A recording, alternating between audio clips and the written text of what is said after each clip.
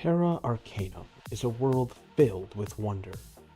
From the four planes to the mysterious abyss, nearly everything has a story to tell. But to learn more about this fantastic world, we need to dive deeper than the books and the tabletop RPG. Join me as we reveal the secrets of Terra Arcanum.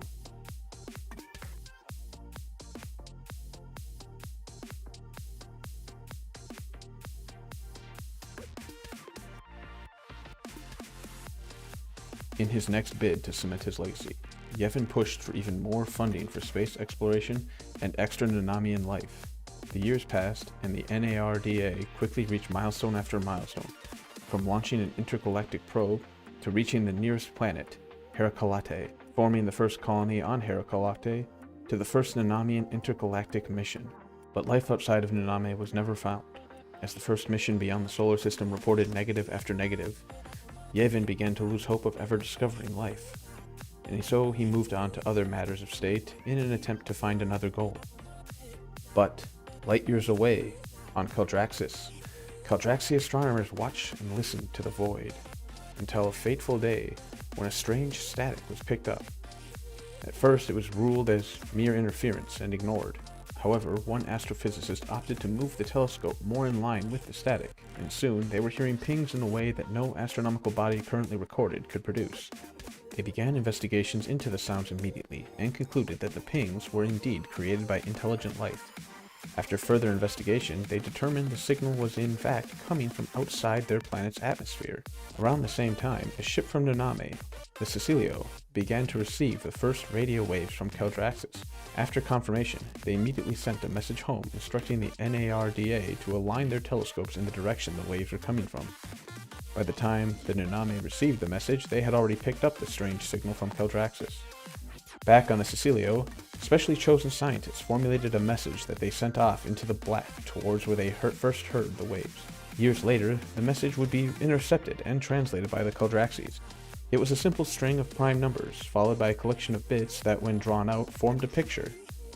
The Caldraxi and Naname had made first contact, and soon the two races were in a state of communication that would lead sometime later to Lucifer meeting with Yevon.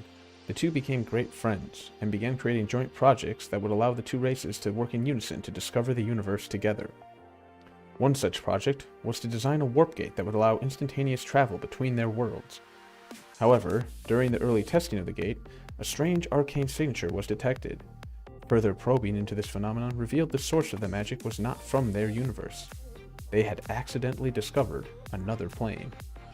Overjoyed by this new finding, Lucifer and Yevon poured funding into discovering more about this new plane, and years later, with the joint Caldraxian and Nanamian interplanetary teams, had finally proven the existence of not just one, but 3 additional planes.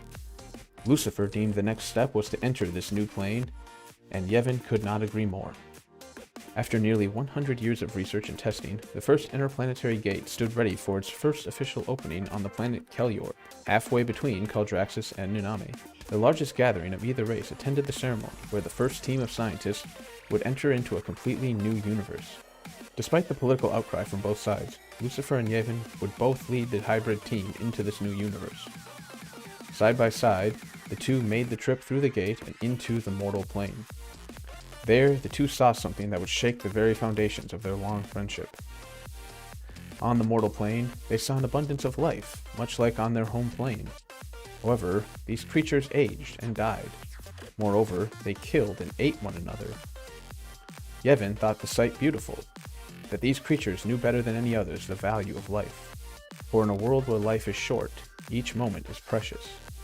Yevon felt joy, for on this plane each creature heroically strove to have just one more moment. Lucifer thought the sight was heinous, that these creatures had no understanding or respect for the value of life. For in a world where life is short, each moment is precious. Lucifer felt anger, for on this plane, each creature selfishly strove to deny others just one more moment. When the two returned home, Lucifer argued that the mortal plane should be destroyed, that if the creatures had no respect for life, then they do not have the right to it. Yevon defiantly refused to allow the mortal plane to be destroyed, and the two left each other in bad company. Lucifer, never one to be denied, rallied his armies and prepared to take the mortal plane by force. But Yevon closed the gate and gathered his own soldiers. For months, nothing happened, The two armies stared at each other across the lush landscape of Kelior. But in the end, Lucifer ordered the attack on his old friend. He saw the mortal plane for what it really was, a threat to all who live. That one day they would find a way into the immortal plane, and their bloodlust would consume everything.